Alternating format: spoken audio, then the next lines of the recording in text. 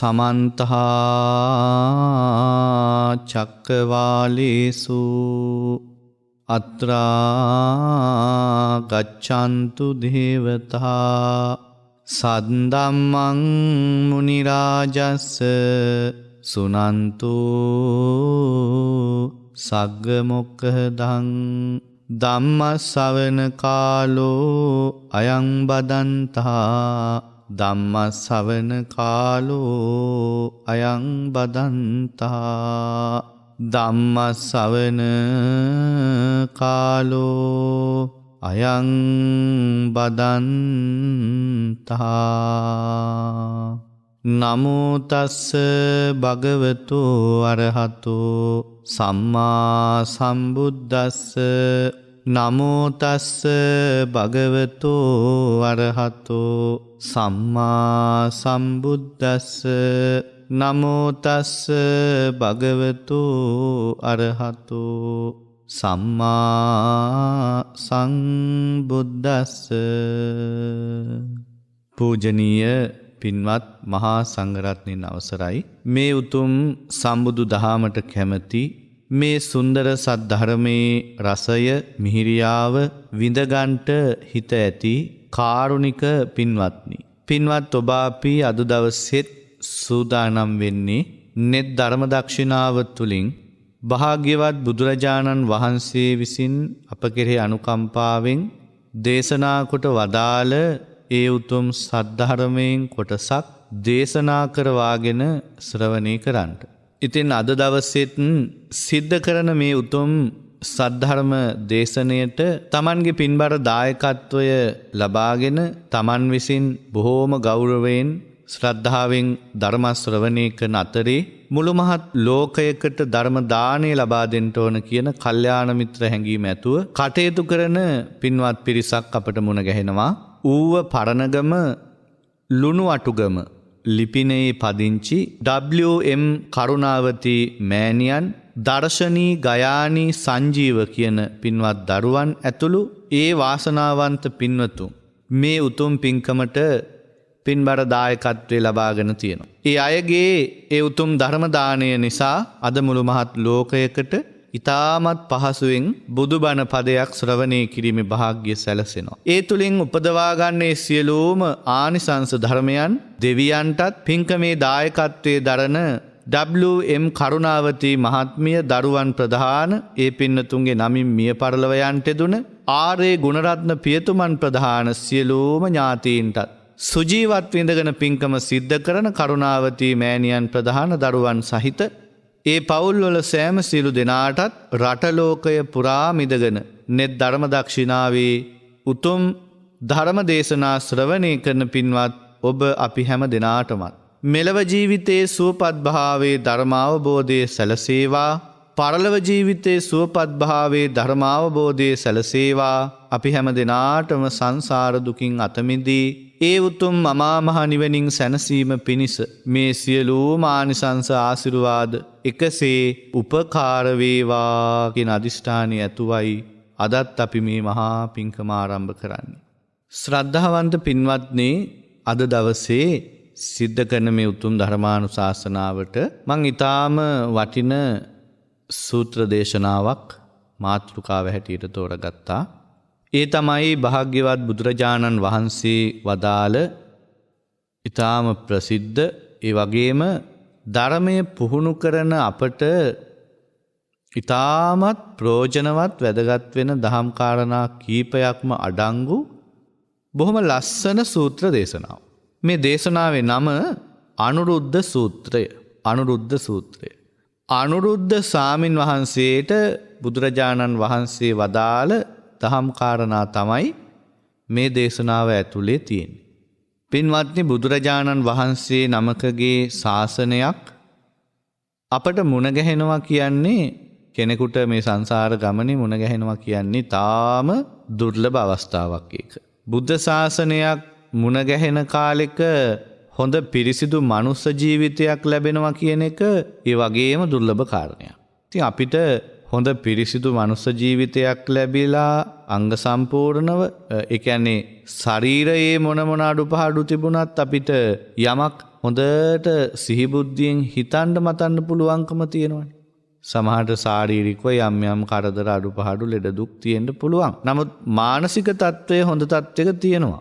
ඒ කියන්නේ අර මන්ද මානසික වගේ අසනීප තත්ත්වවලටපත් නොවි පසු කාලීනව යම් යම් අරබුද ගැටලු නිසා ඇතිවෙච්ච ඒ මානසික කම්පනයන් වලටපත් වෙලා ඒ අසහනකාරී තත්ත්වවලටපත් නොවි යම් සැහැල්ලු මනසකින් මේ කරදර බාධක සහිත කාලයක් වුණත් ප්‍රශ්න ගැටලු කෝටියක් තිබුණත් අපිට ඒ හැම දෙයක්ම එහාට මෙහාට කරගෙන ටිකක් හිතන්න පුළුවන්කමක් තියෙනවා. අන්න ඒක හරීම ප්‍රයෝජනවත් වෙනවා, හරීම වටිනවා. ඉතින් එවැනි මනුස්ස ජීවිතයක් ලබාගත් වෙලාවේ බුදුරජාණන් වහන්සේ නමකගේ ශාසනයකුත් මුණ ගැහිලා තියෙනවා. එහෙමනම් මේ දුර්ලභ අවස්ථා දෙකක් අපිට සම්පූර්ණ වෙලා තියෙන වෙලාවේ අපි දැන් සූදානම් වෙන්නේ ඒ බුදුරජාණන් වහන්සේගේ ශාසනයේ පණිවිඩය, ඒ ශාසනය, උන්වහන්සේගේ පණිවිඩය ශ්‍රවණය කරන්න. උන්වහන්සේගේ පණිවිඩය තියෙන්නේ මේ ධර්මය ඇතුළේ. දැන් කවුරු හරි කෙනෙක් හිතනවා නම් මතු පිටින් මේ ශාසනයේ තියෙන මේ විහෙර විහාර ප්‍රතිපිලිම බෝධි චෛත්‍ය වගේ දේවල් තුල කියලා ඒක ඒ තරම සාර්ථක අදහසක් නෙමෙයි. ඒ සියලු සංකේත තියෙන්නේ මේ ශාසනය මෙහෙමයි කියලා ඊටාම ප්‍රාථමික දැනුමක් තියෙන කෙනෙකුට පැහැදිලි කරලා කියලා දෙන්න. දැන් අපි බුද්ධ ප්‍රතිමාවක් නිර්මාණය කරන්නේ බුදුරජාණන් වහන්සේ හරියටම ගුණ වශයෙන් එකපාරටම අවබෝධ කරගෙන බුදුරජාණන් වහන්සේ ගැන හරි චිත්‍රයක් මනසේ සකස් කරගන්න අමාරු අයට, ඒකට දුර්වල අයට ඒ ගැන මූලික පුහුණුවක්, මූලික දැනුමක් ලබා දෙන්නයි ප්‍රතිමා වහන්සේ නමක් පාවිච්චි කරන්නේ. එතකොට බෝධින් වහන්සේ චෛත්‍යය අපි භාවිතා කරන්නේ ශ්‍රද්ධාව නැති කෙනෙකුට ශ්‍රද්ධාව ඇති කරන්න. එතකොට බුදුරජාණන් වහන්සේ මෙවැනි ගුණවලින් යුක්ත කෙනෙක් මහා සාරභාර වස්තුවක් කියන එක පෙන්වන්න. ඒක සාමාන්‍යයෙන් දැනුම අඩු කෙනෙකුට පැහැදිලි කරලා දෙන්න. ඊළඟට අපි ඒවට වැඳුම් පෙදුම් කරන්නේ බුදුරජාණන් වහන්සේගේ ධාතුන් වහන්සේලා, ඊට පස්සේ උන්වහන්සේ පරිශීලනය කරපු වස්තුන් නිසා ඒ පූජනීයත්වයේ සිහි කරගෙන. එකක් බුදුරජාණන් වහන්සේට කෙලෙහි ගුණ, කෘතගුණ දැක්වීමක් වශයෙන්. එතකොට බුදුරජාණන් වහන්සේට කෘතගුණ දැක්වීම ඇයි අපි කරන්නේ? අපි බෝධියට චෛත්‍යයට වැඳායි කියලා බුදුරජාණන් වහන්සේට ලැබෙන දේ මොකද්ද? මොකුත් ලැබෙන්නේ නැහැ. උන්වහන්සේ මොකුත් බලාපොරොත්තු වෙන්නෙත් නැහැ. බෝධියට චෛත්‍යයට ප්‍රතිපිලිමට වැඳායි නොවැඳායි කියලා උන්වහන්සේට ලැබෙන දෙයක් නැහැ. අපිටත් මහා විශාල දෙයක් ලබා ගන්නට බෑ. අපිටත් පුළුවන් ශ්‍රද්ධාව ඇති කරගන්න. ඊට පස්සේ අපිට ශාස්ත්‍රඥ වහන්සේ වෙනුවෙන් කරන ගරු සැලකිලි ටික සිද්ධ කරලා ඒ පුහුණුව ලබා ගන්න. හිත සතුටු කරගන්න, පැහැදීම ඇති කරගන්න පුළුවන්. ශාස්ත්‍රඥ වහන්සේට ඇයි අපි කෙලෙහි ගුණ දක්වන්නේ? මොනවා කරාටද? අපට මේ ලෝකේ අම්මට, අපි හදපු අම්මට, තාත්තට, අපේ බිරිඳට, ස්වාමියාට, දරුවන්ට, අපේ කිසිම කෙනෙකුට, අඩුම තරමේ මහා බලධාරී දෙවියෙකුටවත් බැරි තරමේ දෙයක් අපිට ලබා දුන්නේ භාග්‍යවත් බුදුරජාණන් වහන්සේ, ගුරුවරයා, ශාස්ත්‍රවරයා. ඒ මොකද්ද? මෙලව යහපත් ලෙස සැප විඳින විදිය, පරලොව සුවපත් විදියට, යහපත් විදියට සැප විඳින විදිය. මේ භයානක සසර දුකෙන් අත මිදලා සදාතනික සැපයක් ලබන විදිහ අපිට කියලා දුන්න එකම කෙනා ශාස්ත්‍රඥ වහන්සේ. කම ශාස්ත්‍රවරයා බුදුරජාණන් වහන්සේ විතරයි. එතකොට ඒ සහ විශාල සැපයක් කරා යන විදිහ අපෙන් ස්තුති මාත්‍රයක්වත් බලාපොරොත්තු නොවි, අබමල් රේණුවක දෙයක්වත් අපෙන් බලාපොරොත්තු නොවි, නිර්ලෝභීව ඊටාම කරුණාවෙන් අනුකම්පාවෙන් අපිට ලබා දුන්න, කියලා දුන්න එකම ශාස්ත්‍රවරයා බුදුරජාණන් වහන්සේ. එතකොට එවැනි උත්තමයෙකුට අපෙන් සිද්ධ වෙන්න ඕන සැලකිල්ල, කෙලෙහි ගුණ දැක්වීම මෙච්චරයි කියලා කියන්න බැරි තරම්. එතකොට උන්වහන්සේ ජීවමානව නැති නිසා උන්වහන්සේට අප උපස්ථාන කරලා, වන්දනාමාන කරලා ඒ කෙලෙහි ගුණ දක්වන්න විදිහක් නැහැ. ඒ නිසා අපි සංකේත ටිකක් තියාගෙන උන්වහන්සේ වැඩ හිටපු මහ පොළොවේ පස් ටිකටත් අපි වඳිනවා, පුදනවා, ගරු කරනවා. උන්වහන්සේගේ ශාරීරික ධාතු ඊටාම මේ මුම්පියල්ලක්, අබපියල්ලක් තරමේ ප්‍රමාණයක් තියෙන තැනකට උනත් බොහෝම ගෞරවයෙන් වන්දනාමාන. ඒ අර ශාස්ත්‍රවරයාට කරන කෙලෙහි ගුණ දැක්. එතකොට ඒ තුලින් අපිට හොඳ ශිෂ්ට ගතිගුණ දියුණු කරගන්න පුළුවන්. කියන්නේ අපිට මහා සේවයක් කරපු මුනිවරයෙකුට කෘතගුණ දක්වන්න තරම් කෙලෙහි ගුණ දන්න, ගුණධර්ම දන්න සත්ත්ව කොට්ටාසයක් බවට අපිපත් වෙනවා. ඒකට පුහුණුවක් ලබනවා අපි. එතකොට නමුත් බුදුරජාණන් වහන්සේ මේක බලාපොරොත්තුනේ නැහැ. විහෙර විහාර හදලා මම පරිහරණය කරපු බෝධියට මම පරිහරණය කරපු සිවුරු වලට අඳන වලට පාත්‍රයට මේ පටියට මෙහෙම මට මේවට වැඳුම් පිදුම් කළ යුතුයි කරයි මේවා බලාපොරොත්තුනේ නැහැ. නමුත් ඒක අපි කරන්නේ මේ මූලික මට්ටමේ පුහුණුවක් විදිහට අපේ ජීවිතේ. නමුත් බුදුරජාණන් වහන්සේ ශ්‍රේෂ්ඨ ශාස්ත්‍රවරයෙක් හැටියට අපෙන් බලාපොරොත්තු වුණ එකම කෘතගුණ දැක්වීම එහෙම නැත්නම් බුදුරජාණන් වහන්සේ කළ දෙයට පෙරලා සැලකීම උන්වහන්සේ බලාපොරොත්තුනේ මෙහෙමයි. මේ කිසිම දෙයක් නෙමෙයි අපි මේ සාමාන්‍ය කරන. උන්වහන්සේ බලාපොරොත්තු වෙච්ච එකම දේ තමයි මගේ ශ්‍රාවකයෝ භික්ෂු භික්ෂුණී උපාසක උපාසිකා කියන මගේ ශ්‍රාවක පිරිස මා විසින් වදාළ මේ ධර්මානුධර්ම ප්‍රතිපදාව මනවින් ඉගෙනගෙන හදාරා ඊටාම මනවින් පුහුණු කරමින් ඒ අමා මහ නිවන නැමැති ප්‍රතිඵලයේ සාක්ෂාත් කරයි කියන බලාපොරොත්තු විතරයි උන්වහන්සේගේ තිබුණේ. ඒකත් උන්වහන්සේට යමක් ලබා ගැනීමට නෙමෙයි අප කෙරෙහි අනුකම්පාවෙන් අපේ යහපත අපේ සැනසෙල්ල සදාතනික සැපය කියන වටිනාකම වාසනාව අපිට ලබා දෙන්න. ඒකයි උන්වහන්සේගේ බලාපොරොත්තු. එතකොට අද අපි මේ ධර්ම ශ්‍රවණය කරනවා කියලා කරන්නේ එහෙමනම් ඒ බුදුරජාණන් වහන්සේ වදාළ ඒ ශාසනයේ පණිවිඩය ඉගෙන ගන්න එක. ශ්‍රවණය කරන මේක බොහොම කලාතුරකින් ලැබෙන. අපිට අද ඒක ලැබිලා තියෙනවා. තව කොච්චර කාලයක් මේ ලෝකයේ මේ වාසනාව ඉතුරු වෙලා තියෙද කියලා කියන්න බෑ. ඒ නිසා අද අපි මේ ශ්‍රවණය කරන ධර්මයේ බොහොම ගෞරවයෙන් ශ්‍රද්ධාවෙන් ශ්‍රවණය කරන්න විශේෂයෙන් මේක මේ අහවලාට කියලා අනුන් ගැන හිතලා ශ්‍රවණය කරන්න යන්න එපා. මේ ධර්මයේ මටමයි බුදුරජාණන් වහන්සේ මේ දේශනාව මටමයි කරලා තියෙන්නේ. මේ මගේ ගුණ ධර්ම දියුණු කර ගන්නටයි උපදෙස් දීලා තියෙන්නේ. කියන අදහසෙන් මේ ධර්මයේ තමන්ගේ කරගෙන ශ්‍රවණය කරන්න. එතකොට මේකේ වටිනාකම ප්‍රතිඵල අපිට ලබන්න පුළුවන් ලේසියෙන්.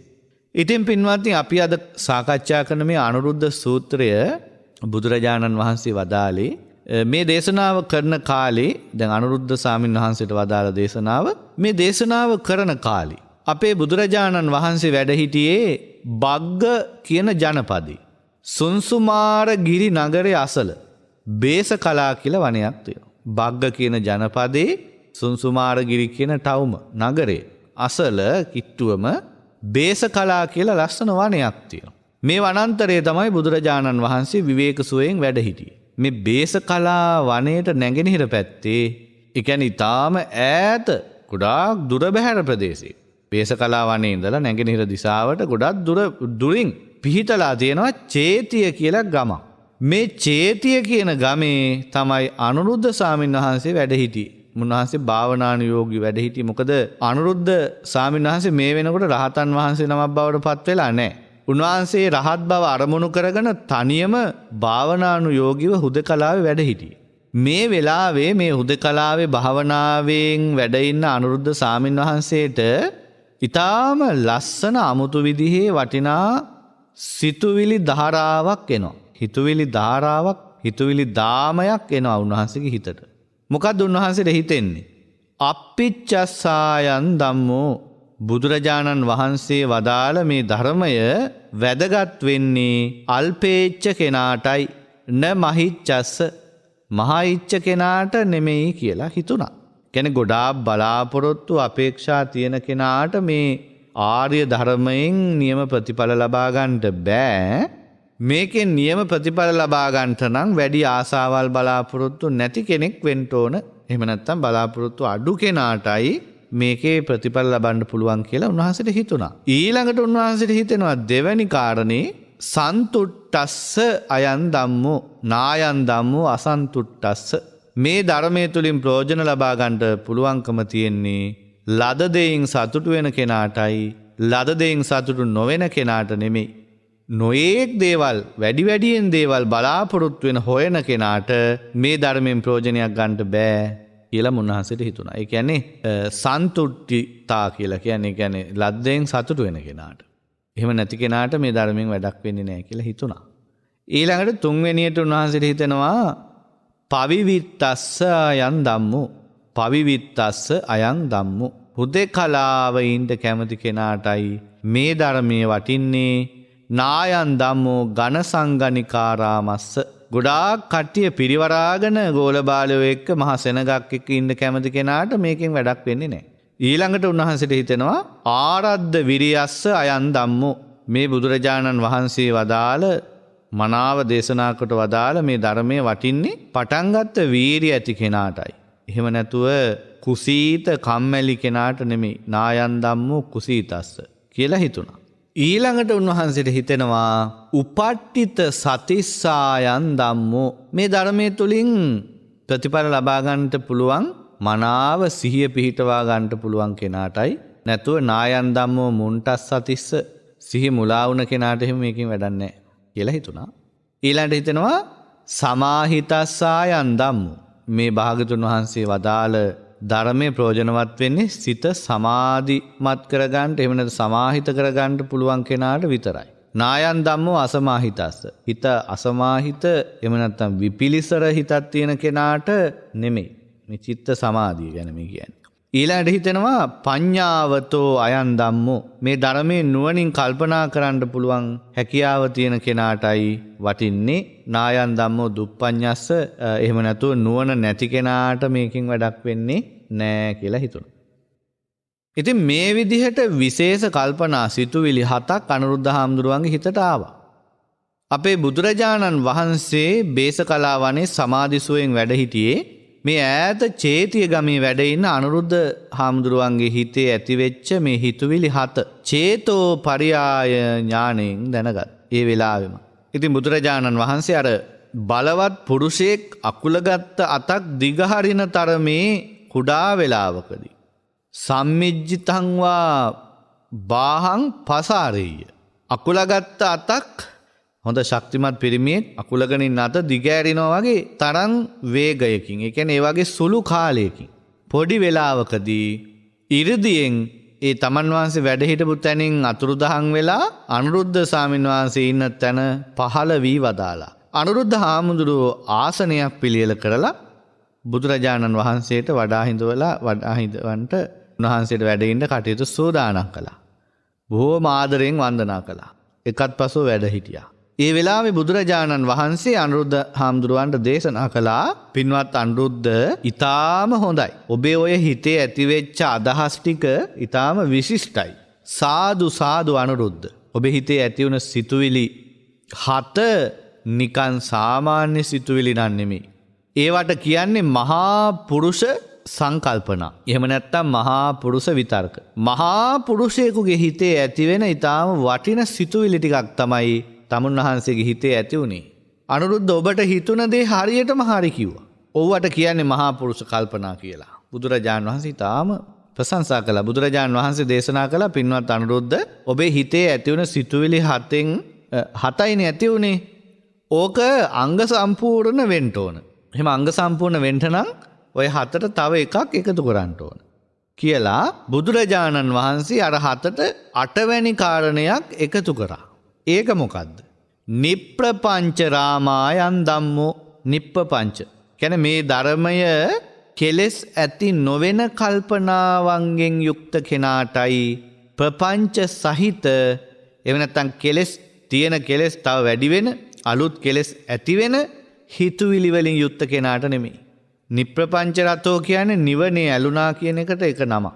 නිවනට කියන නමක් තමයි නිප්පංච කියන්නේ. ප්‍රපංච නැහැ, කෙලෙස් නැහැ කියන්නේ. ඉතින් බුදුරජාණන් වහන්සේ මේ විදිහට 8වැනි කාරණයක් එකතු කරලා ඔන්න අංග සම්පූර්ණ කළා මේක. එතකොට අපි බලමු නැවත බලමු. මුල ඉඳලම කෙටියෙන් මොනවද මේ මහා පුරුෂයෙකුගේ හිතේ ඇති වෙන මහා පුරුෂ කල්පනා. එතකොට මෙතන දැන් මහා පුරුෂ විතරක කල්පනා 8ක් තියෙන්න ඕන. මේ ධර්මයේ අල්පේච්ඡ කෙනාටයි මහිච්ඡ කෙනාට නෙමෙයි. 1. 2 මේ ධර්මයේ ලද දෙයින් සතුටු වෙන කෙනාටයි ලද දෙයින් සතුටු වෙන්න බැරි කෙනාට නෙමෙයි. 3 මේ ධර්මයේ හුදකලාවේ වාසය කරන කෙනාටයි පිරිස පිරිවරාගත්ත කෙනාට නෙමෙයි. 4 මේ ධර්මයේ පටන් ගත්ත වීරිය ඇති කෙනාටයි වීරිය නැති කෙනාට කම්මැලි කෙනාට නෙමෙයි. 5 මේ ධර්මයේ වටින්නේ මනාව සිහිය පිහිටවන්න පුළුවන් කෙනාටයි සිහි මුලා වෙච්ච කෙනාට නෙමෙයි. 6 මේ ධර්මයේ ප්‍රයෝජනවත් වෙන්නේ හිත සමාධිමත් කෙනාටයි හිත සමාධිමත් කරගන්න බැරි කෙනාට මේක වැඩක් නැහැ. 7 මේ ධර්ම මාර්ගය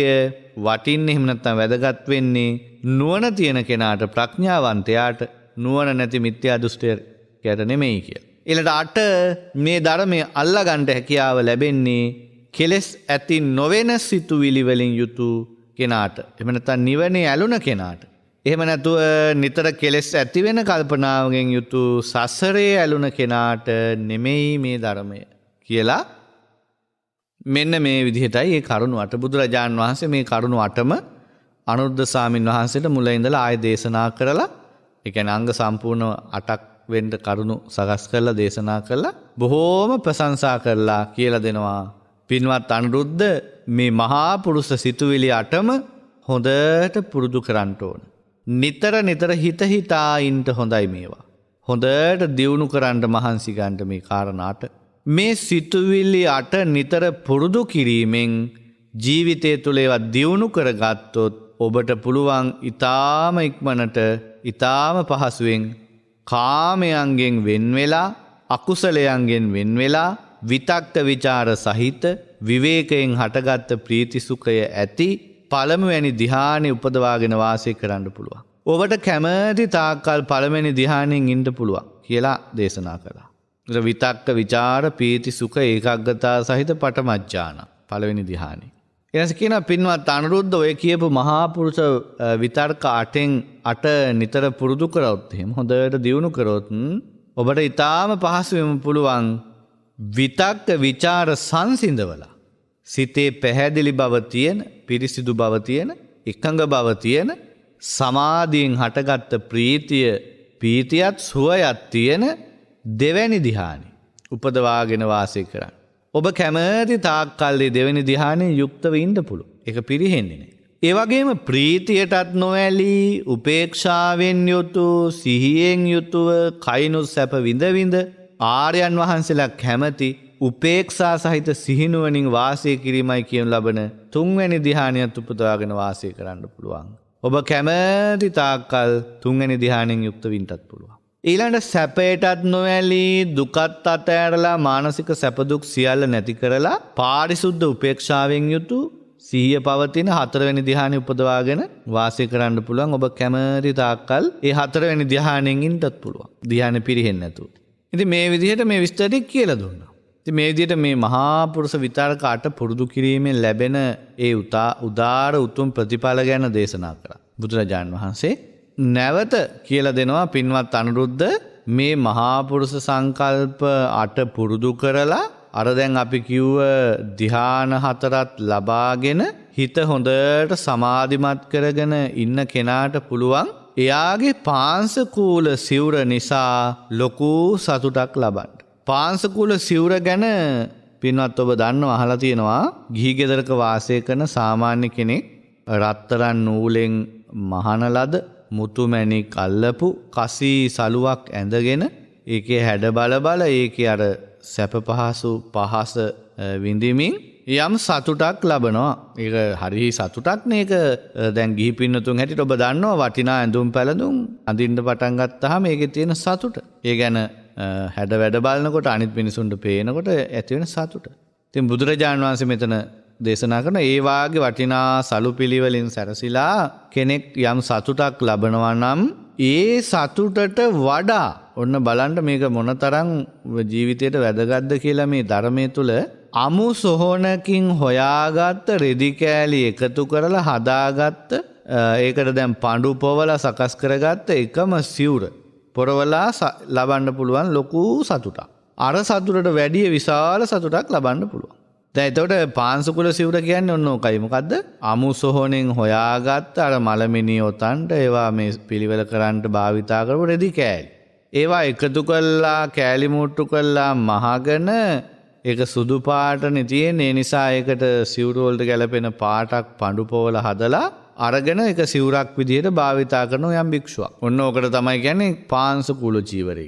එතකොට පාංශකුල චීවරයක් කියන්නේ බොහොම වටිනාකමෙන් ගත්තාම අඩු කාටවත් කරදරයක් නැතුව කාගෙන්වත් ඉල්ලන්නේ යැපෙන්නේ නැතුව මේ විසි කරන ලද අමු සොහොනේ මලමිනි ඔතලා කරලා දාපු අපිරිසිදු වෙච්ච රෙදි කෑල්ල.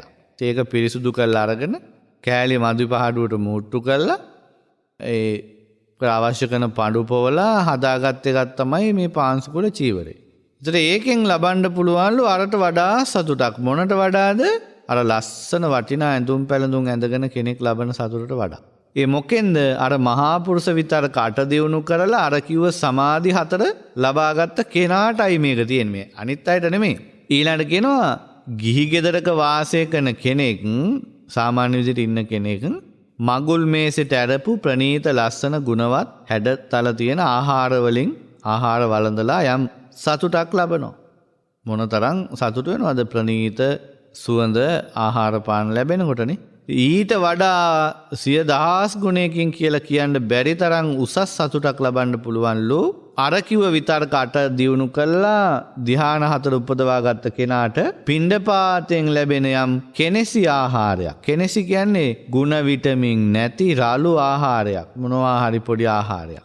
වළඳලා එයාට පුළුවන් කියනවා අනුරුද්ධ අරට වඩා සැප ලබන්න සතුටක් ලබන්න. ඊළඟට කියනවා අනුරුද්ධ ගිහි ගෙදරක වාසය කරන සාමාන්‍ය කෙනෙක් බිමට බුමුතුරුණ අතුරපු තිරරෙදි දාපු උඩුවියම් බැඳපු ලස්සන මන්දිරයක සැතපීලා යම් සතුටක් ලබනවා නම් ඊට වඩා 100,000 ගුණයකින් ඉහළ සතුටක් ලබන්න පුළුවන්ලු ගහක් යට එහෙම නැත්නම් ගලක් යට එහෙම නැත්නම් කාත් කවුරුවන් නැති පාළු අමු සොහනක රාත්‍රියක් ගත කළා.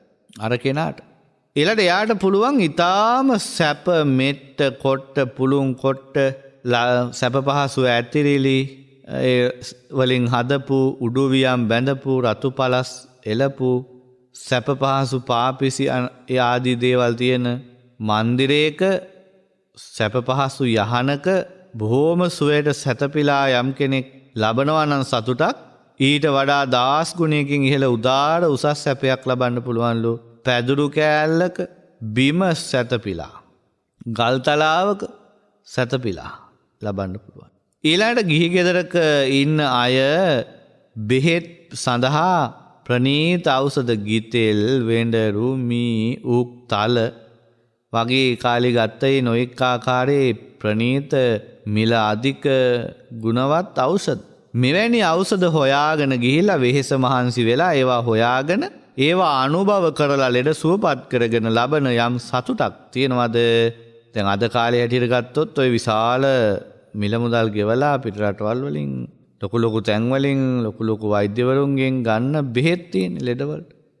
ඒ බෙහෙත් ගන්නකොට මිනිසුන්ට දැන් අර සාමාන්‍ය ලෙඩට බෙහෙත් බොනවා කියන සතුටටත් වඩා සතුටක් තියෙනවනේ. අපිට මෙහෙම තියෙනවා මේ වගේ සම්පත් තියෙන නිසා අපි මේ වගේ තැනකින් බෙහෙත් ගන්නවා. අපි ඔය නිකන් තැනකින් නෙමෙයි ගන්නෙ මේ වගේ බොහෝම ඉහළ පෙළේ තැනකින් ඉහළ පෙළේ වෛද්‍යවරයෙක්ගෙන් ඒ වගේ මහා විශාල වියදමකුත් කරලා අපි මේ බෙහෙත් ගන්න කෙනට ගොඩාක් මිනිසුන්ට ඒකෙන් අහංකාරකමක් සතුටක් මාන්නක්කාරකමක් එහෙම ඇති වෙනවා. අපි වාගේ කට්ටිය ඉහළ අය කියලා. ඉතින් ඒ සතුට යම් ප්‍රමාණයක් ඊට වඩා 100,000 ගුණයකින් සතුට වෙන්න පුළුවන්ලු තමන්ගේ මූත්‍ර වලින් ඒ කියන්නේ පූති මුත්ත බේසජ්ජ තමන්ගේ මූත්‍රා වලින් ඖෂධ සකස් කරගෙන පාවිච්චි කරලා සතුට වෙන්න පුළුවන්. අරට වඩා උසස් විදිහට. ඉතින් මේ කරුණු ටික හොඳට පුරුදු කරන්න කියලා මේ විස්තර පැහැදිලි කරලා දුන්නා. ඒකේ ආනිසංසත් හොඳටම කියලා දුන්නා. මෙහෙම අනුරුද්ධ හිමියන්ට අනුශාසනා කරලා මේ ගුණධර්ම දියුණු කරගන්නට ආශිර්වාද කරලා බුදුරජාණන් වහන්සේ නැවත ඒ චේතිය කියන ගමෙන් නික්මිලා නොපෙනී ගියා.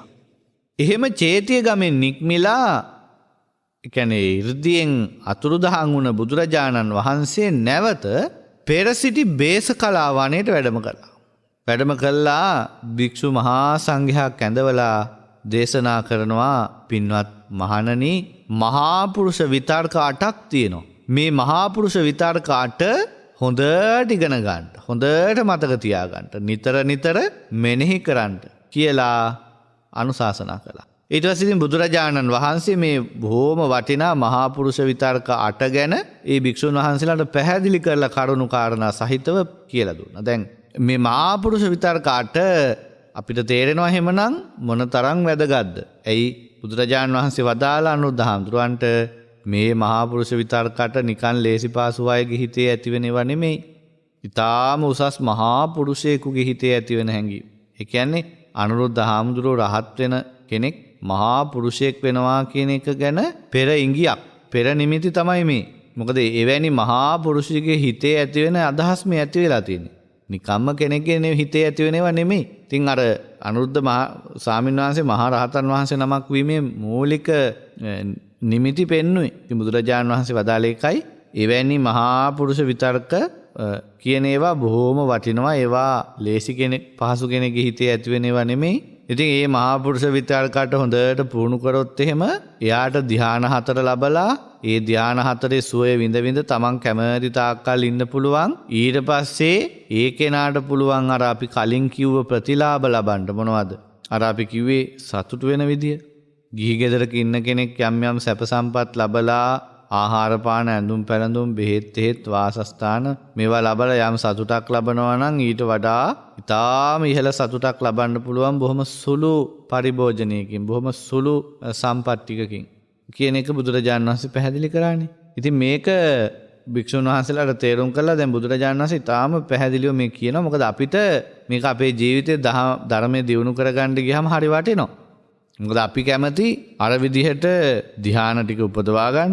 ඊට පස්සේ අර කියන විදිහේ සැහැල්ලු සතුටු ගුණවත් ජීවිත ගත කරන්න. ඊට පස්සේ අර මාර්ගඵල පිළිවෙලින් නිවන් අවබෝධ කරගන්න කැමති පිරිසක් ඉන්නේ. ඒකට ඒ කැමති අයට ඒ සඳහා අවශ්‍ය කරන මූලික බොහොම වැදගත් වැඩපිළිවෙලක් තමයි මේ මහා පුරුෂ විතර්ක 8 ඇතුලේ තියෙන්නේ. ඒ නිසා මේක හොඳට තේරුම් අරගෙන අපි අපේ ජීවිතේ ප්‍රායෝගිකව මේ කාරණාට පුහුණු කළොත් ඒකේ ප්‍රතිඵලය ලබන්න පුළුවන් අපිට තාම ඉහළින්. ඒ නිසා අපි මේ මහා පුරුෂ විතර්ක 8 ගැන පැහැදිලිව බුදුරජාණන් වහන්සේගේ අදහස අපිට තේරෙන භාෂාවෙන් කතා කරන්න ඕන. අල්පේච්ඡ බව ආසාවල් අඩු කෙනෙක්. දැන් බලන්න අල්පේච්ඡකම කියන එක කොහොමද මෙතන පැහැදිලි වෙන්නේ කියලා. දැන් අල්පේච්ඡ කෙනා හිතනවා මෙන්න මෙහෙම. මහා පුරුෂ විතර්ක 8 පළවෙනි එකනේ අල්පේච්ඡ භාවය කියන්නේ. ඒ පුද්ගලයා එහෙම නැත්නම් මහා පුරුෂයා කල්පනා කරන මෙහෙම. මාව අල්පේච්ඡ කෙනෙක් කියලා ලෝකයාට පේන්න ඕන නැහැ. ලෝකයාට නොදැනේවා. ඊට පස්සේ ආ හිතනවා ලද දෙයින් සතුටු වෙන කෙනෙක් කියලා මම. ඒ කියන්නේ එයා ලද දෙයින් සතුටු වෙනවා.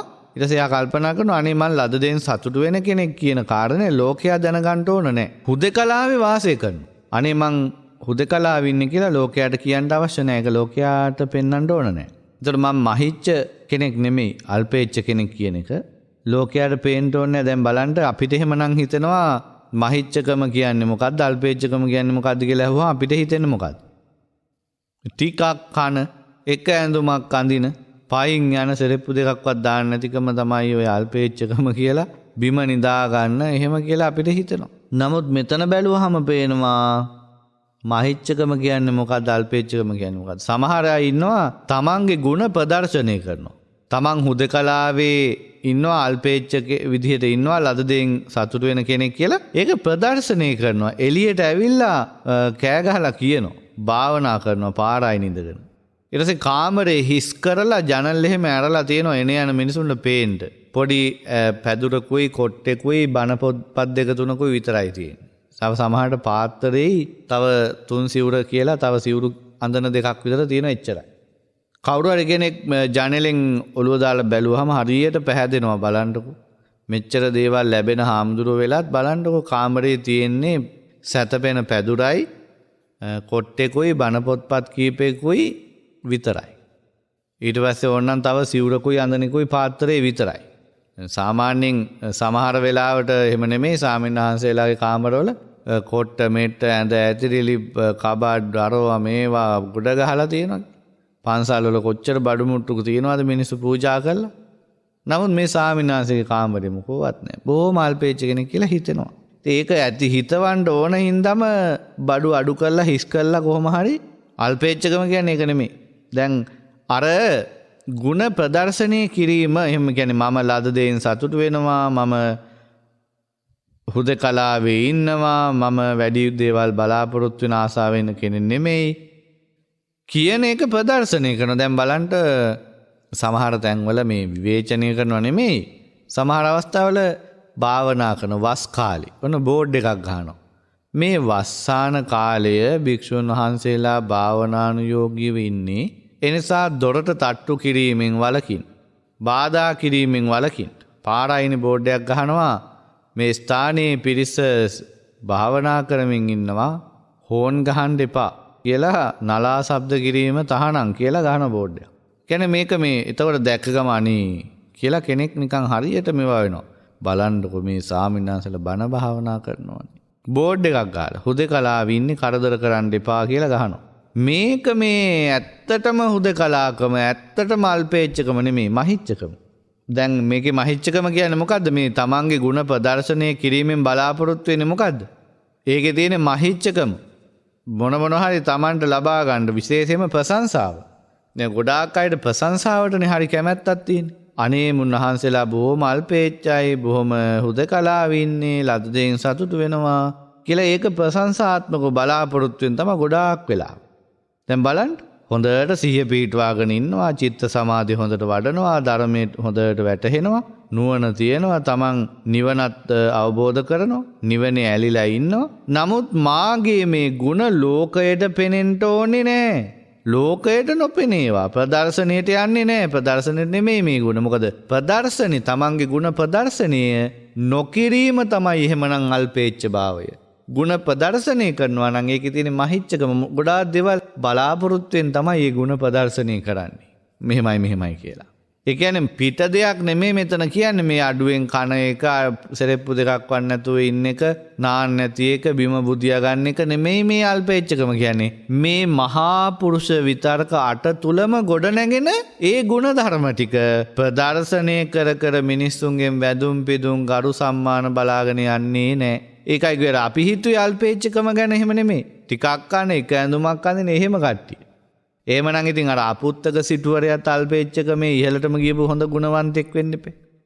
බුදුහාමුදුරුවෝ ගැන එක පුද්ගලයෙකුගේ හිතේ හරියට පැහැදීමක් ඇති වුණා. එයා ගිහිල්ලා බුදුරජාණන් වහන්සේට කිව්වා අනේ ස්වාමීනි මට ඔබ වහන්සේ ගැන ලොකු පැහැදීමක් ඇති වෙලා තියෙන්නේ කියලා. ඉතින් බුදුරජාණන් වහන්සේ අහනවා ඒ මොකෝ එකපාරටම. කවානේ නෑ ස්වාමීනි මට ආරංචිය අපි දන්නවා ඔබ වහන්සේ බොහෝම ටිකක් ආහාර පාන ගන්න කෙනෙක්. මොන තරම් රාජභෝජන ලැබුණත් බොහොම සුළු ආහාරයක් තමයි ගන්න කියලා. ඉතින් ඒකට අපි හරියට පැහැදුනා. මොකද අපි වගේ මිනිස්සු එහෙම නැහැ. හම්බුනාම ප්‍රණීත ආහාරයක් බඩ පිරෙනකන් කනවා. ස්මෘත්තාව හැදෙනකන් කාලා දාන. මේ අර ඔය අනිකුත් ශාස්ත්‍රවරු ඉන්නවා මේක එක ආගන්ධහන් හදාගෙන එයාලා තමයි කෑම හොඳට අම්මුනෝ කනවා උත්තටම. කාලා මේ ගුඩු සැරෑට බුදියගෙන ඉන්නේ. එහෙමයි. නමුත් ඔබ වහන්සේ එහෙම නෑ. බොහොම සුළු ආහාරයක් ගන්නේ කියලා අපිට ආරංචි. ඒකයි අපි හරියට පැහැදිලා ඉන්නේ. ඒක හරි වටිනවා. බුදුරජාණන් වහන්සේ වදාලා අනේ මං එහෙම නෑ. මට වෙලාවකට මම පාත්‍රයේ ගැටියට එනකම්ම ආහාර ගන්නවා. ගැටි කියන්නේ හරියට පාත්‍රයෙන් භාගයක් විතර. සමහර වෙලාවට ඊට වඩා ටිකක් අඩුවෙන් ගන්නවා. ඊටත් අඩුවෙන් ගන්නවා. සමහර වෙලාවට බත් ගුලි 4-5ක් වළඳනවා. සමහරලාට බත් ගුලි 2-3ක් වළඳනවා. සමහරට බත් ගුලියක් හෝ 2ක් වළඳනවා. සමහර දවස් තියෙන එක බත් ගුලියක් වළඳන දවස්. සමහර දවස් තියෙනවා දවස් 2-3 ආහාර බොහොම පොඩ්ඩක්වත් ඇටයක්වත් ගන්නෙ නැතුව ඉන්න වෙලාවලුත් තියෙනවා සමහර අවස්ථාවල. ඉතින් ඒ නිසා මම එහෙම පොඩ්ඩක් කන බොන කෙනෙක් කියලා එහෙම කතාවක් නෑ පින්වත කියලා බුදුරජාණන් වහන්සේ වදාළා. බලන්නකො අරයා හිතන්නේ එහෙම නෙමෙයි.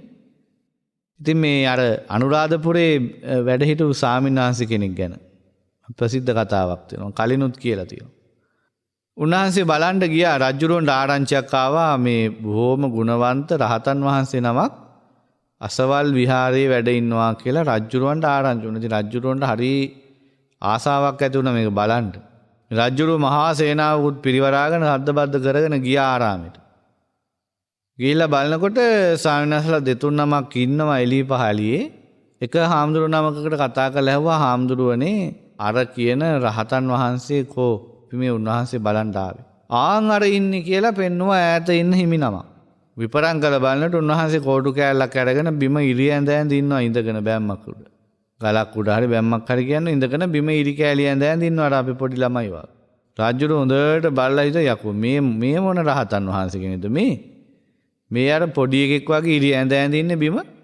උන්වහන්සේගේ ඇති රහත්කමක් නැහැ කියලා ගියා යන්න ටිකක් බැන යන්න ඇති කේන්ති. මම යනවා යන්න කියලා ගියා ගසලා. ඉතින් අර ස්වාමීන් වහන්සේ ඉතින් මේක ඇහෙනවනේ ළඟ ඉන්න කෙනාට.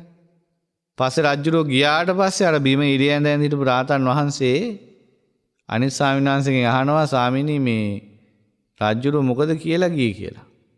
අනේ උන්වහන්සේ ළඟ ඇති රහත්කමක් නැහැ. ඔය බිම ඉරියන් දැනින්නේ පොඩි එකෙක් වගේ.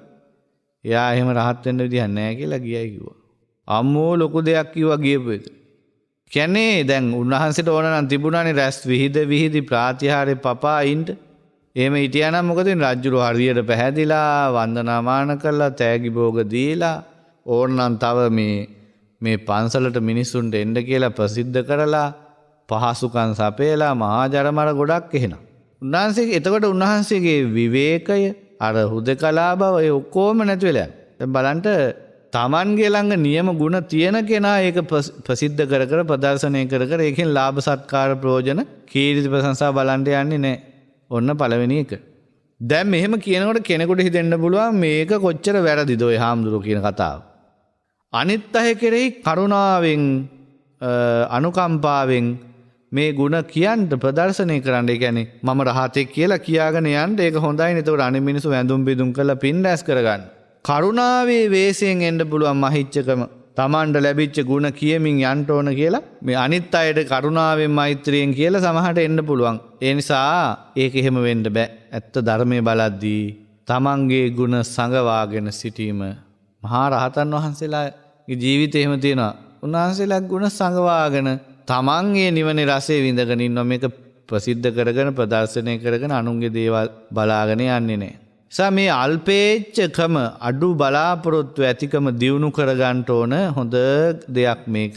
මේක හොඳට දියුණු කරගන්නවා නම් හොඳ ක්‍රමයක්. ඒක තමයි තමා හුවා නොදක්වා ධර්මයේ ඉස්මතු කිරීම. එන මගේ ගුණ මෙහෙමයි, මගේ වැටහීම මෙහෙමයි, මගේ නුවණ මෙහෙමයි, මට මෙහෙම තේරෙනවා, මම තමයි හරියට කියන්නේ. ඒ කතා ඔක්කොම පැත්තක දාලා බුදුරජාණන් වහන්සේ මෙහෙම වදාලා, ශාස්ත්‍රුන් වහන්සේ මෙහෙම කිව්වයි කියලා ශාස්ත්‍රූ ගෞරවය තියාගෙන ධර්මයේ මෙන්න මෙහෙම තියෙනවා, මෙන්න මෙහෙමයි ශාස්ත්‍රවරයාගේ පැහැදිලි කිරීම කියලා ඒ ධර්ම ගෞරවයේ ශාස්ත්‍රූ ගෞරවය තියලා තමන්ගේ කතාවක් ඉස්සරහට දාන්න නැතුව ඉන්න පුරුදු වෙන්න. ඒක බොහොම අමාරුයි. හැමෝම කියන්නේ මම කිව්වයි, මගේ එක. බණ කියන්නේ මේ මට මෙහෙම හිතුණායි, මම මෙහෙම කියනවායි. බුදුහාමුදුරුවෝ පැත්ත බලාතකවත් නැහැ. ඒ නිසා මගේ කියා කියන්න නැතුව ශාස්ත්‍රවරයාට ඒ ගෞරවය දීලා ධර්මයට ඒ ගෞරවය දීලා කතා කරොත් ඒකෙන් මොකද වෙන්නේ? එතකොට අර දැන් අපි හොඳට බණ ටිකක් පැහැදිලිව විස්තර කරලා කියනවා කියන්නකෝ. ඉතින් මිනිස්සු ඒකට හරි පැහැදිලිලා කියනවා අනේ හාමුදුරනේ ඔබ වහන්සේ තමයි නියමටම කිව්වේ. බුදුහාමුදුරන්ටත් වැඩිය හොඳට කිව්වා වගේ. සමහරවිට එහෙම හිතෙනවා. අනේ මං ජීවිතේට අහලා නැහැ මෙහෙම. එහෙම කියනකොට කමන්නේ ඉතින් මිනිසුන්ගේ හිතේ පැහැදීම ඇති වෙලා නේද කියන්නේ. හෝ එහෙම කියන්න එපා කියලා එහෙම කලබල කරන්න ඕන නෑ. එයා එහෙම කියපුවාවේ. කියනකොට අපිට පුළුවන් වෙන්න ඕන අනේ පින්වත ඒක මගේ දෙයක් නෙමෙයි. මේ ශාස්ත්‍රඥ වහන්සේ වදාළ දේ. මේක මෙහෙමයි ධර්මයේ තියෙන මෙන්න මෙහෙමයි මේ අහවල් ත්‍රිපිටක ග්‍රන්ථයේ මේ සූත්‍ර දේශනා මෙන්න මෙහෙම තියෙනවා. මම මේ ඒක ඉගෙනගෙන කිව්වා මිසක්ක මේ මගේ අවබෝධයක් නෙමෙයි කියලා පැහැදිලිව කියන්න පුළුවන් වෙන්න ඕන. එතකොට තමන් ලබන ඒ සියලු මේ ගුණ වර්ණනා ගරු බුහුමන් ඒ සියල්ලගේම ගරුත්වය හිමි වෙන්නේ ශාස්ත්‍රූන් වහන්සේ ධර්මයට. එතකොට මහිච්ඡකම එන්නේ නැහැ. හැබැයි සාමාන්‍ය කෙනාට එහෙම හිතෙන්නේ නැහැ. එයාට හිතෙන්නේ මර ප්‍රශංසා කරනකොට ඔව් මම තමයි ඕක දැක්කේ. ඔය කාටවත් තේරෙන්නේ නැහැ. මම විතරයි ඕක හරියටම කියන්නේ. මගෙන් අහගන්න එන්න කියලා කියන්නම හිතෙනවා කට කසනවා. මොකද සාමාන්‍ය කෙනෙකුට මේ අදහස් එන්නේ මේවා එන්නේ මහා පුරුෂයෙකුට. මහා පුරුෂයෙක් තමයි හරියට මේ ශාස්ත්‍රූ ගෞරවය තියලා කතා කරන්නේ. තමන්ගේ ಗುಣ කියන්න ගිහිල්ලා ලාභ ප්‍රයෝජන බලාපොරොත්තුෙන් වැඩ කරන්නේ නැතුව අල්පේච්ඡව ඉන්නේ මහා පුරුෂයෙක් විතරයි. හැමෝටම බෑ. ඊළඟට ලද දෙයින් සතුටු වීම. දැන් මුල් කාලේ පැවිදි වෙනකොට ඔය ස්වාමීන් වහන්සේලාට කියලා තිබුණා බුදුරජාන් වහන්සේ මේ පාංශකූල චීවරන් නිස්සාය පබ්බජ්ජා. පාංශකූල සිවුරෙන් යැපෙන්න බලාගෙන මහාන වෙන්න. පින්ඩියාලූප භෝජනන් නිස්සාය පබ්බජ්ජා. පින්ඩපාතෙන් ලැබෙන ඕනම ආහාරයකින් ජීවත් වෙන්න බලාගෙන මහාන වෙන්න. රුක්ක මූල සේනාසනන් නිස්සාය පබ්බජ්ජා. ගහක් ගලක් යට ඉඳලා එදා ජීවිතය ආරක්ෂා කරගෙන ඉන්න බලාගෙන පැවිදි වෙන්න.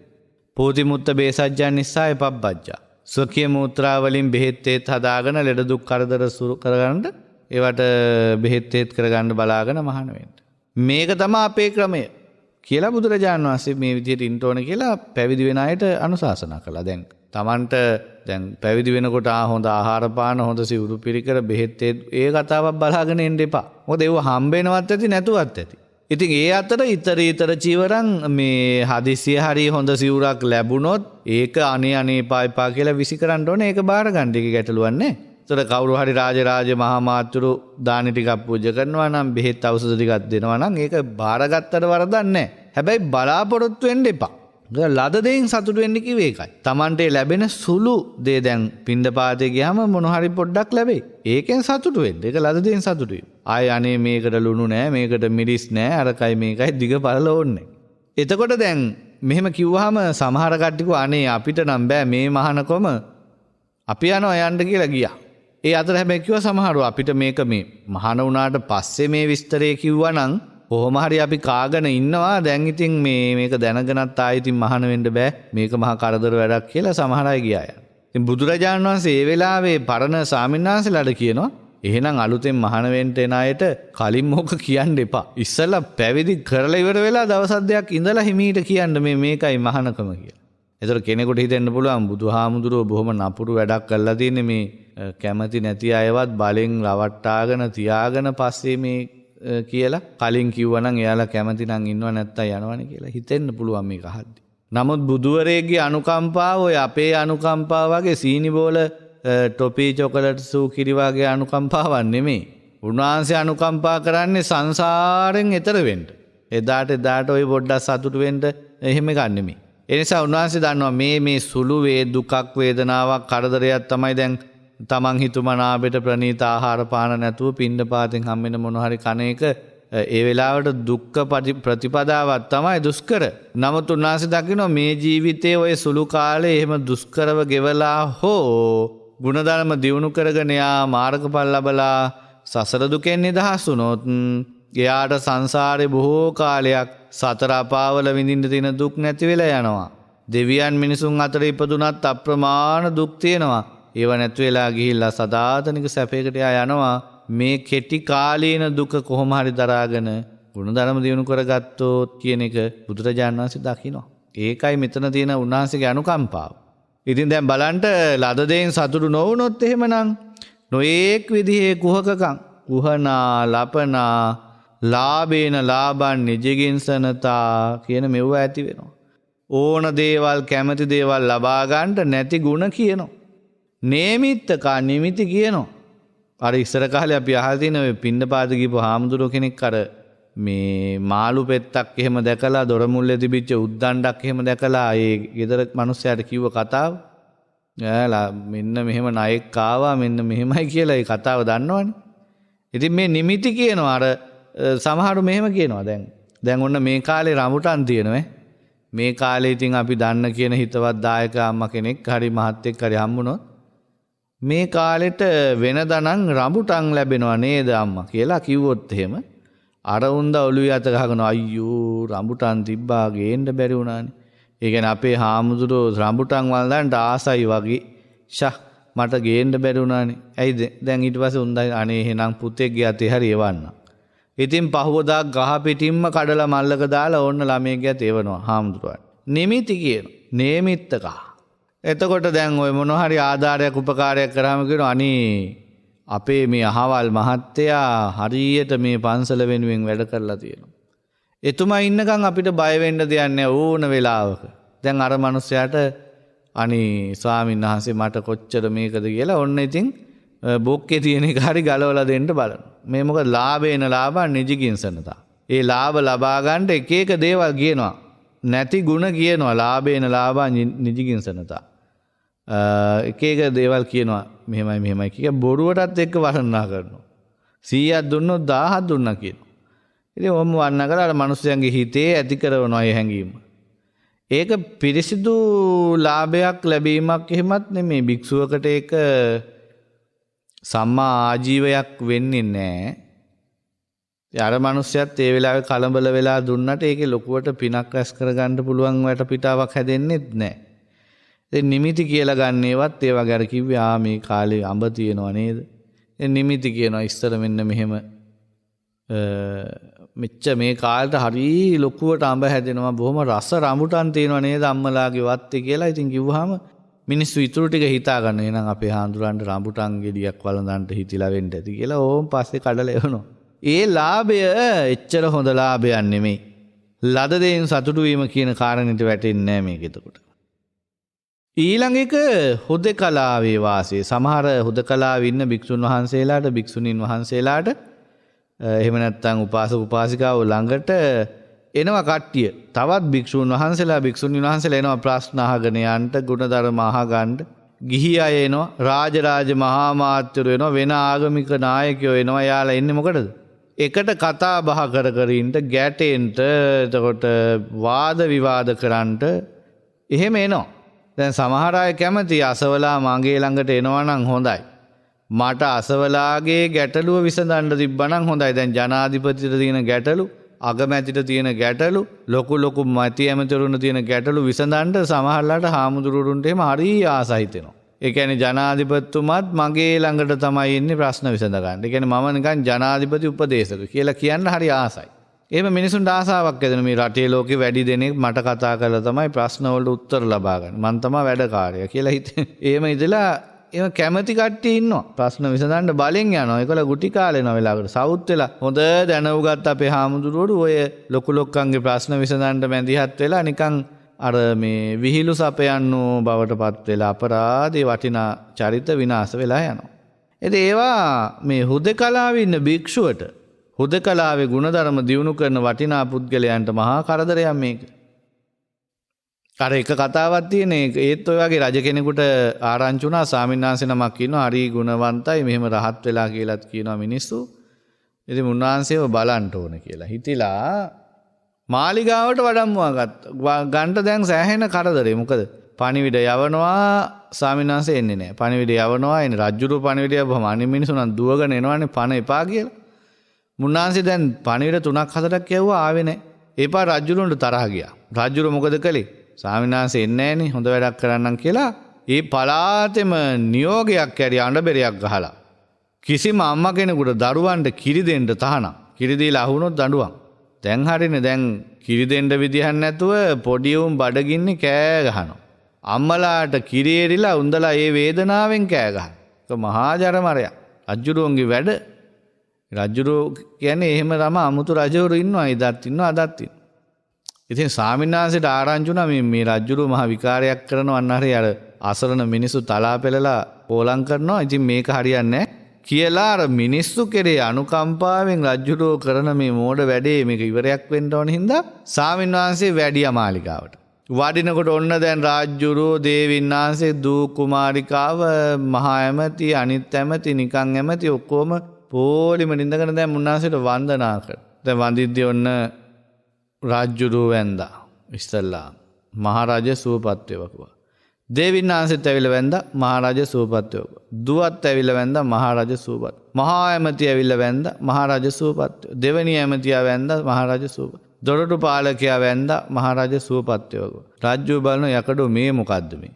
මං වදිද්දිත් මහරජා සුවපත් වේවා. බිසව වදිද්දිත් මහරජා සුවපත් වේවා. දුව වඳින කොටත් මේ ඇමතියා වඳිද්දිත් මහරජා සුවපත් වේවා. අර දොරටු පාලකයා වඳින කොටත් මහරජා සුවපත් වේවා. මේ මොන විකාරයක්ද මේ කියලා මේ කත මේ අනිත් අයලා කිව්වා මේ හාමුදුරුවන්ට මොකක් ඔළුවේ අමාරුවක්. කට්ටියම කිව්වා අනේ නෑ දේවයන්වහන්ස ඔය හාමුදුරුවෝ හුදකලාවේ ඉන්න කැමති අයනේ. උන්වහන්සේ මේක මේ ඕක උන්වහන්සේට පේන්නේ නැතුව ඇති කවුද වැන්දේ කියලා. ඔව් අනේ ස්වාමිනේ ඒ මොකද මේ ඔබ වහන්සේ සිහි විකලෙන්ද මේ දේවියටත් මහරජා කියනවා මේ දොරටු පාලකයාටත් මහරජා කියනවා. රජතුමනි ඔබතුමත් වැන්දද? දේවිය වැන්දද? ඇමතිතුමා වැන්දද? මම දැක්කේ නෑනේ කිව්වා. ඉතින් රජුරෝ තේරුම් ගත්තා මුන්නහන්සේට කරදර කරන එක නිකම් මහා පාපයක්. මුන්නහන්සේලා හුදකලාවේ ඉන්න කැමති. ඒ නිසා උන්වහන්සේ හිටපු තැනටම පිටත් කරලා ඇරලා අර මේ අම්මලාට දාලා තිබ්බ නීතියත් නවත්තලා දාලා හිත හදාගත්තා. ඉතින් ඔහොම දේවල් තියෙනවා. දැන් මහා සෙනගක් එක්ක ස්වාමීන් වහන්සේටත් ඉතින් ඉන්න තිබ්බනේ මේ රජ්ජුරුවන්ගේ ප්‍රශ්න විසඳලා ෂෝක් එකට. උන්වහන්සේට ඒ වැඩක් නැහැ. ඊළඟට 4 බලන්න පටන් ගත්ත වීරිය ඇති කෙනා. පටන් ගත්ත වීරිය කියන්නේ උපන් අකුසල් දුරු කිරීමේ වීරිය. රාග දේශ මොහ කියන මේවා හිතට එනකොට ඒවා උපන් සෙනෙහෙම නැති කළා දාන්න ඕන. නූපන් අකුසල් නොපිදීමේ වීරිය. ඊට පස්සේ නූපන් කුසල් උපදවා ගන්න ඕන, උපන් කුසල් වැඩි දියුණු කර ගන්න ඕන මේ වීරිය. චතුරංග සමන්නාගත වීරිය කියන එකේ තියෙනෙත් මේකමයි. ඊට පස්සේ 5 සිහිය පිහිටවා ගැනීම.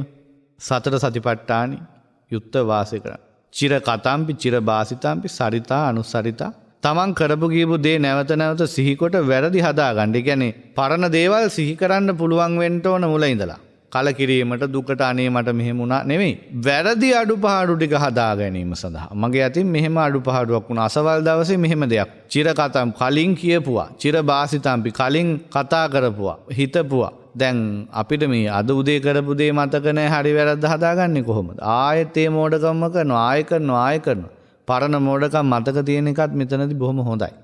ඊළඟට 6 චිත්ත සමාධිය. මොකද්ද මේ චිත්ත සමාධිය? අර ධ්‍යාන 1 2 3 4 ධ්‍යාන වලින් ලබන සමාධිය. එතකොට මේ සමාධිය කියන එක දැන් සම්මා වායාම එතකොට අර ආරද්ධ විරියට අයිති වෙනවා වලින් කිව්ව. සම්මා සතිය උපට්ඨිත සති ඊට සම්මා සමාධි දැන් අපි මේ කිව්වේ සම්මා සමාධි හිතේ සමහිත බව. 7 වෙනි කාරණය ප්‍රඥාවන්ත බව. නිවන් මාර්ගයේ ගමන් කරනකොට අත්‍යවශ්‍ය දෙයක් නේ නුවණ. හරි දේ වැරදි දේ දැනගන්න, ධර්මයේ හරි වැරදි ටික තේරුම් ගන්නට, ධර්මයේ අධර්මයේ අකුසල් කුසල් මේවා ගෙවෙන හැටි, රැස් වෙන හැටි දැනගන්න. ඊට පස්සේ ඒකට අපි කියනවා සම්මා දිට්ඨිය, මිත්‍යා දෘෂ්ටිය බෙදා වෙන් කර ගන්න පුළුවන් වෙන්න ඕන. තමන්ගේ ජීවිතය තුළ ධර්මයේ ගලපා ගන්නට ප්‍රඥාව ඕන. යථාර්ථය යථාභූත ඥානෙ මේ මෙතන කියන්නේ ප්‍රඥාව. මුලා නොවි යන ආකාරය දැනගන්නට නුවණ අවශ්‍යයි. ඊළඟට අපි දන්නවා කය වචනේ සංවර කරලා සීලෙන් ඒක ආරක්ෂා කරගන්න පුළුවන්. හිත එහෙම සීලෙන් පිහිටලා ආරක්ෂා කරන්න බෑ. ඒ සඳහා තියෙන එකම දේ මොකද්ද? පඤ්ඤාය දිස්වා භික්කවේ පහතප්පු. සිහිය මේ හිතේ සිහි කල්පනාව නුවණ කියන එක බොහෝම වැදගත්. හිතේ ඇති වෙන කෙලෙස් නුවණින් ප්‍රඥාවෙන් වෙන් වෙන්න දැකලා මේ දේ මේකයි මේක ඇති උනේ මේ විදිහටයි කියලා මුල හොයාගෙන ගිහිල්ලා ඒවා දුරු කරන්න. ප්‍රඥාවන්තභාවය. ඒතර 8 කෙලෙස් ඇති නොවන කල්පනා. ඒ කියන්නේ කෙලෙස් දැන් අපිට නම් නිකන් බණ භාවනා කරන්න ඉඳගත්තත් ගමනක් ගියත් වැසිකිළියට ගියත් කොහෙත් කෙලෙස් ඇති වෙන දේවල්නේ. ගහක් කොළක් දැක්කත් කෙලෙස් ඇති වෙන විදිහට තමයි ගොඩාක් අයට කල්පනා වෙන්නේ. නමුත් මෙතන හැම අවස්ථාවකම කෙලෙස් ඇති නොවන පැත්ත කල්පනා. ත්‍රිලක්ෂණය අනිත්‍ය දුක්ඛ අනාත්ම වශයෙන් දැනගන්න ඕන. රූප ශබ්ද ගන්ධ රස මේ වගේ යථා ස්වභාවය දැනගන්න ඕන. එතකොට රූප ශබ්ද ගන්ධ රස එනකොට කෙලෙස් ඇති වෙන්නේ නැහැ. සාමාන්‍ය අපිට රූපයක් දැක්කහම ඔහේ හිතේ දින්නවා ශබ්දයක් ඇහුණාම එහෙමයි කෙලෙස් ඇති වෙනවා. රාග දේශ මොහ යන්නේ. ඉතින් මේවා හිතට එනවා මේ රාග දේශ මොහ මේවා. ඒවා හිතට එනකොට ඒවා ගැන ආසාවෙන් කල්පනා කර දිගට වැළවා යනවා. පටන් ගන්න මතකත් නැහැ. උන් හිටිත හැනුත් දන්නේ. ඒවට කියන්නේ ප්‍රපංච සහිත කල්පනා. ඊට පස්සේ ප්‍රපංච නැති මානසිකත්වයෙන් ඉන්නවා කියන්නේ නිවනට ඇලිලා ඉන්නවා හැමතිස්සෙම. ඒ වෙලාවෙත් එයා නිවන අත්දකින්න දැන් කෙලෙස් වලින් උදාසීන වෙලා දාඩිය දාගෙන කලබල වෙලා අරේ මෙහෙ වෙලා හිත කඩා වැටිලා සී කල්පනාව නැති වෙලා යනවට වඩා එයා කෙලෙස් ඇති නොවන විදියට ඉන්නකොට එයා ඒ වෙලාවෙ සැනසিলা හිත ගත දෙකම නිවිලා. ඒ ඔන්න ඕකයි මේ කාරණා තුල කියන්නේ. මේ විදිහට අනුරුද්ධ හාමුදුරුවෝ මුල් වස් කාලේ කල්පනා කරමින් හිටියා මොනවද? නුවණින්ම විමසීමසා වාසය කරා මේ කියන කාරණා. උන්වහන්සේට පළවෙනි ධ්‍යානෙ ලැබුණා, දෙවෙනි ධ්‍යානෙ, තුන්වෙනි ධ්‍යානෙ, හතරවෙනි ධ්‍යානෙ ලැබුණා. කැමැති තාක්කල් ධ්‍යාන සුවයෙන් වාසය කරා. උන්වහන්සේ අවබෝධ කළා මේක දුක නැමැති ආර්ය සත්‍ය. මේ දුක්ඛ සමුදය නැමැති ආර්ය සත්‍ය. මේ දුක්ඛ නිරෝධ ආර්ය සත්‍ය. මේ දුක්ඛ නිරෝධ ගාමිනී ප්‍රතිපදා ආර්ය සත්‍ය. ආර්ය අෂ්ටාංගික මාර්ගයේ හොඳට ප්‍රගුණ කළා. උන්වහන්සේ තමන්ගේ හිතේ තිබුණ කාමාශ්‍රව, භවආශ්‍රව, අවිජ්ජාශ්‍රව මේ සියල්ල දුරු කළා. මහා රහතන් වහන්සේ නමක් බවට පත්වලා උතුම් නිවන් සෝය අවබෝධ කළා. ඉතින් මෙන්න මේ බුදුරජාණන් වහන්සේ පෙන්නපු වැඩපිළිවෙල. මේ තුල තමයි අපිටත් වෙන මැජික් එකක් වෙන කෙටි මාර්ගයක් එහෙම එකක් නැහැ. මේ කියන මාර්ගය තුල තමයි නිවන සාක්ෂාත් කරන්න තියෙන්නේ. ඉතින් මේ මහා පුරුෂ විතර්ක එක හොඳට ජීවිතේ ගෙවා ගන්න අපි පුහුණු වෙන්න ඕනේ. ඔබ හැම දිනාටම ඒ ධර්මඥානය, ඒ විවේකය, ඊට පස්සේ කල්යාණ මිත්‍ර ඇසුර වැනි දේවල් දියුණු වේවා. ඒ ධර්ම මාර්ගයේ දියුණු කරගන්නට ශක්තිය වාසනාව සැලසේවා කියලා අපි ආශිර්වාද කරනවා. ඉතින් අද දවසේ මේ උතුම් පින්කමට පින්බර දායකත්වයේ සපයන පිරිස සීකල පින්පෙත් අනුමෝදන් කරන්නටයි අපි සූදානම් වෙන්නේ.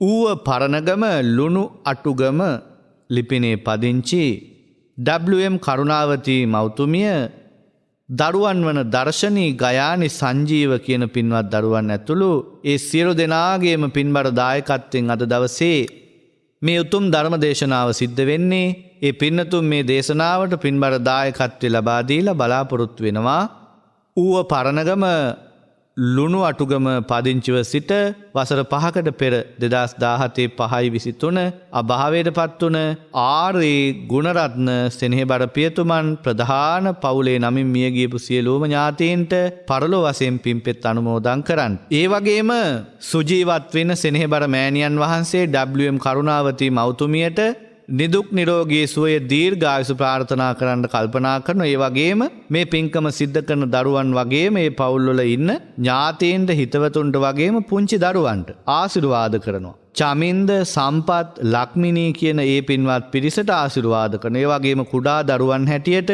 දිනුම් ජනිදි ලකේෂ් මතිෂ කියන ඒ පුංචි දරුවන්ට ඒ අයගේ අධ්‍යාපන කටයුතු සාර්ථක කරගන්නට තුනුරුවන්ගේ ආශිර්වාද ප්‍රාර්ථනා කරනවා. සියලුම දෙනාට තුනුරුවන්ගේ ආශිර්වාදේ ප්‍රාර්ථනා කරනවා සෙත් පතනවා. දේශකයන් වහන්සේ හැටියට අපටත් ආශිර්වාද කරනවා. එහෙමනම් අද දවසේ මේ උතුම් ධර්ම දේශනාව ලෝකේ පුරාම විසිරුවා හැරලා මුළු මහත් ලෝකයකට ධර්ම ශ්‍රවණය කිරීමේ වාසනාව ලබා දුන්නේ පින්වත් පිරිස.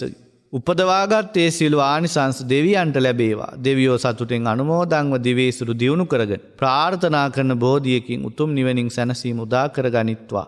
මීට වසර 5කට එහා පැත්තේ මියගිය ආරේ ගුණරත්න පියතුමන් ප්‍රධාන නමින් මියගිය පවුල් වල සෑම දිනාටම පරලෝ වශයෙන් මේ පින් ලැබේවා. ඒ අයගේ සාංශාරික ජීවිත සුඛී සුවපත් භාවයට පත් කරගනිත්වා. සසර දුකින් අත මිදී උතුම් මහා මහ නිවනින් සැනසීම උදා කරගනිත්වා. සුජීවත් විඳගෙන මේ පින්කම සිද්ධ කරන ඌව පරණගම ලුණු අටුගම පදිංචි WA කරුණාවතී මෑණියන් දරුවන් වන දර්ශනී ගයානි සංජීව කියන පින්වත් දරුවන් ප්‍රධානව ඒ නම් සඳහන් කළ ලොකු කුඩා සෑම සිළු දෙනාටත් ධර්ම ශ්‍රවණය කරු පින්වත් ඔබ අපි හැම දෙනාටත් මෙලව ජීවිතේ කායික මානසික සුවය ධර්මාවබෝධය සැලසේවා. පරලොව ජීවිත සුවපත් වේවා. කායික මානසික සුවය සැලසේවා. දෙව් මිනිස් සැප කෙලවර උතුම් මහා මහ නිවනින් සැනසීමේ වාසනාව වාසනාව අපි ඔබ හැම දෙනාටම එකසේ උදා වේවා.